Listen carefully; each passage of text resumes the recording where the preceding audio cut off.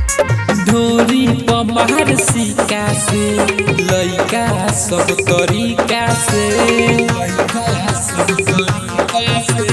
ढोरी पमार सिक्का से लइका सब तरीका से हमारे देखा देखा के हमारे देखा देखा के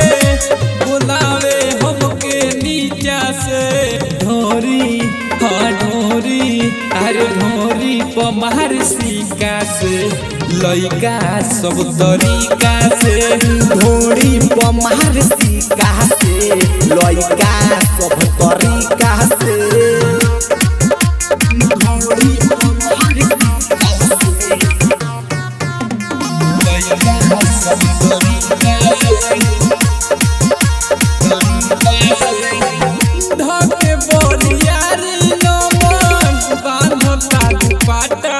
पर हम नहीं नाचब ई हवा के साटा पर सब करे बोरियारी यहाँ चले रंगदारी लागे की जैसे बहलू लागे की जैसे बहलू अरे फोर दी है ईटा से ढोरी ढोरी अरे ढोरी पमार सिक्का से लइका सब तरीका से ढोरी पमार सिक्का से लइका सब तरीका से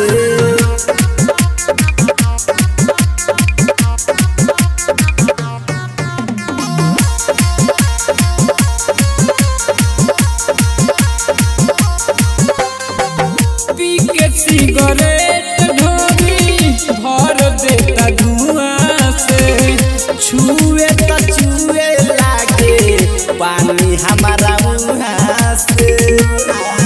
कोई केतनो माना सब लूटत खजाना साधु सुधा रंजन सुजीत सागर रंजन देला दर्द इच्छा से ढोरी अरे ढोरी ढोरी पमार सिक्का से लइका सब तरीका